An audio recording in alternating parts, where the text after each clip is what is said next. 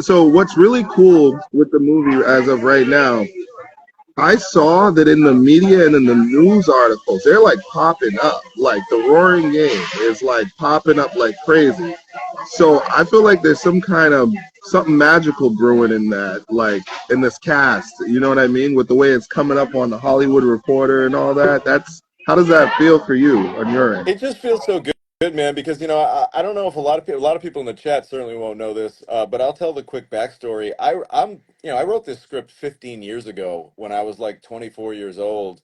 Uh, Producer by the name of Chad Verdi, who produced this movie, acquired the script, and Chad's always been like a mentor of mine, and he was the first producer that really believed in me and was like, you know what, I'm going to give this script a chance. The script kind of sat on the shelf for a long time. And Chad and I went on to make a lot of other films together. Right. And this one just kind of, yeah, we'd talk about it once in a while, but it kind of would always just get pushed to the side for another project. Then finally, the movie gods kind of, the planets aligned, and here we are. And back in April, I get the call from Chad, like, we're going to dust this thing off. What do you think? And I was so fired up to shoot it because it's been in my brain for 15, 16 years now. Wow. So just to get on set was like an amazing feeling and almost like a big chapter completed for me because I wrote this when I was a kid and here I am. I've been doing this for 15, 16 years now. It was really cool to kind of maybe I wasn't ready to make it back then. Everything happens for a reason. Like now I was able to do it. And Very to see it in the trades like you said, it just feels so wild because I've been this script's been in my brain since I was a kid.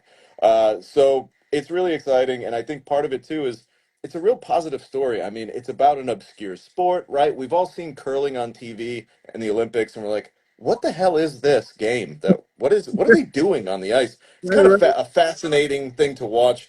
Got a little bit of that, got a lot of comedy, and I think that we're living in a world right now where there's a lot of negativity, and it's kind of with some dark times in the news, dark times all over the place. I Right. think that people need a chance to kind of find a safe place to just have a good time and entertain themselves for 90 minutes and maybe forget about all the bullshit that they're dealing with and have a few laughs because that's a healthy medicine.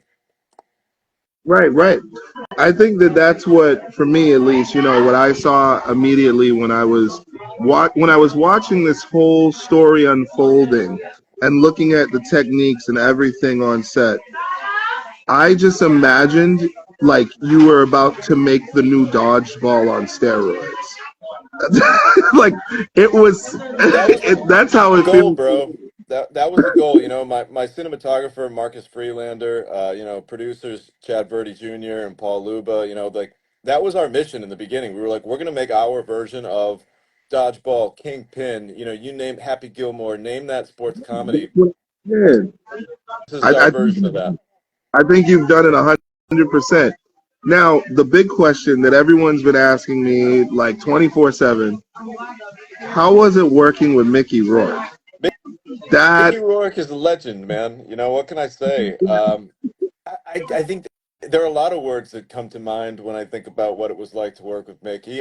Intimidating. You're a little intimidated. I mean, the guy has been nominated for an Academy Award. He's been doing it for, decades and decades. right, But, Mickey and I jived really well. We got together and kind of right away kind of found some common grounds. We're both big fans of Michael Cimino, filmmaker that is kind of a legend in his own right. So we just started chopping it up and having conversations, and Mickey gave some really special moments. And you go back and you watch the footage, and you say to yourself, "Okay, well, there it is. There's that secret ingredient that kind of makes him special." There's something about Mickey on screen that you lean forward a little bit when he's on the screen, like you want to see what he's doing on camera.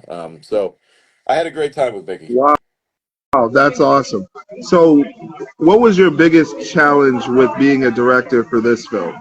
What was your biggest challenge, you would say? You know, Really just we had a lot of work to do in a 3 week stretch. 15 days is not a lot of time when it comes to shooting a movie. So everyone had to just be on point.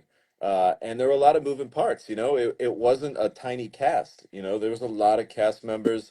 Right, Everybody's got to get their own coverage, meaning like, okay, I got to get a close up of everybody. I got to get a medium shot. There was just a lot to be done in a short period of time. So credit to the crew, credit to, the cast for hanging in there. Like you said, you need that stamina, but everyone just hustled and worked really hard to get this movie made.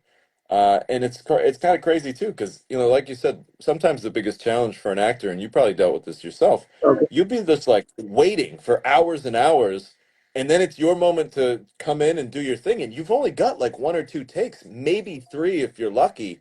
So Right, what it right. comes down to is like it's almost like being a pitcher in the bullpen. You're the closer, and it's like, all right, I'm just gonna be here, but in 9 innings, you're gonna call me, and I'm gonna come out of the bullpen, and I'm gonna close this game in three pitches and Yeah, get you out of this jam. yeah, because you have to kind of stay. I noticed with me, I had to stay in the mindset of playing the role I did in my head. So I'm sitting there and I'm like, okay, I'm gonna wait, and then I'm watching, right? And then I'm like, all right, when I go into this, my face, like obviously I'm not speaking, right? But my face and the expression, the emotions I want to give off, I want it to feel as though it's real. Like I want people to feel that realness.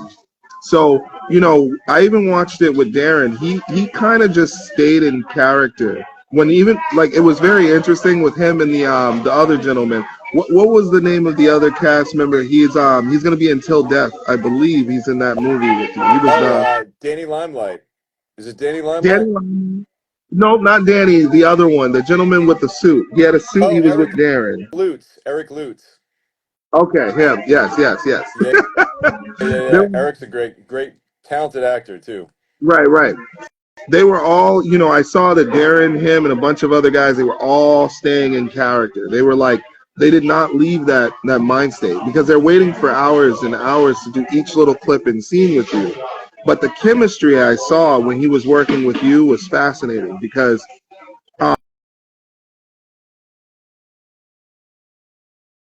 scene was it? Oh yeah, I remember. It was at the location we filmed at the first night when you called me up. And in that specific location, you were working with the lighting. I saw you come back and you said, "Can we get that again? Can we run that one more time?" And then, he ran it one more time and then you came back and I saw that he like held his character after waiting for so long.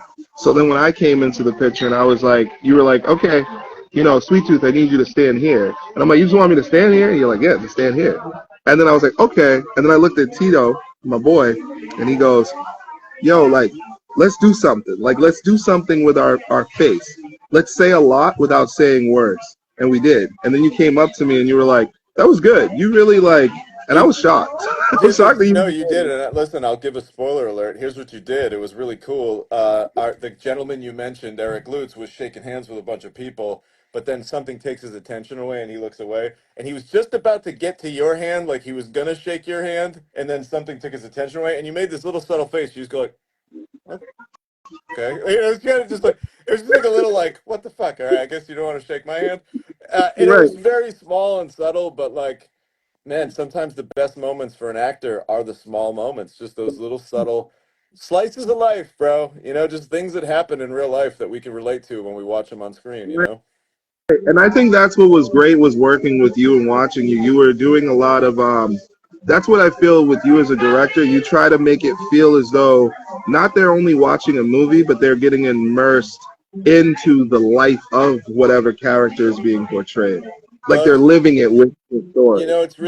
it's an orchestra, man. It requires so many pieces. That's what you said. Like, what's the challenging part? It's like the actors got to do their thing. The lighting has to be perfect. The camera move has to move in the right way. The background actors all need to be doing the right thing and be in the right place. The Right, sound person has to be in the right place. We can't have any shadows. We can't see the boom mic. There are so many things that can absolutely go wrong that when it right. all goes right, it's like it's one of the greatest feelings in the world when like a take goes off and all these elements come together. It's a symphony and I get excited just talking about it right now is getting me fired up.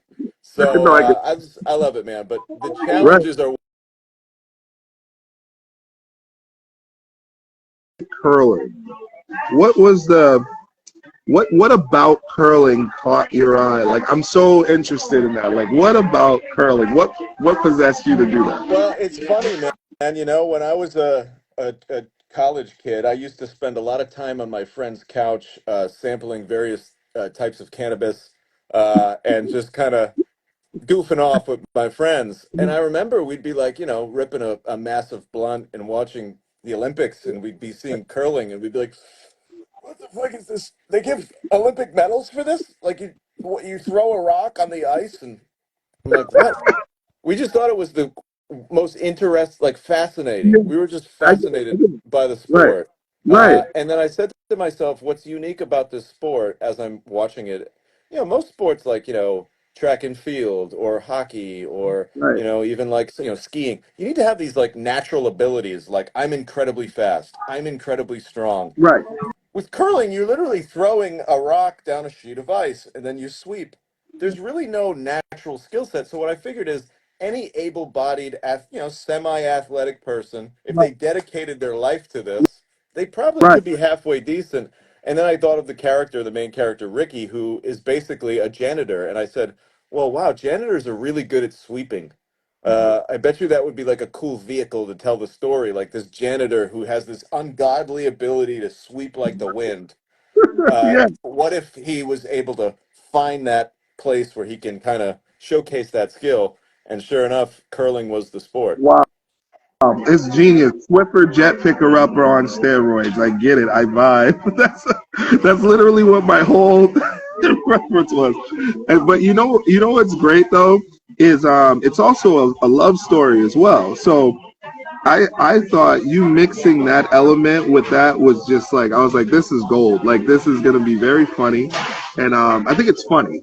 That's the one thing. It is true comedy because I feel like it's like me and you when we hang out, right? There's things that me and you will say back and forth, just jokingly, you know.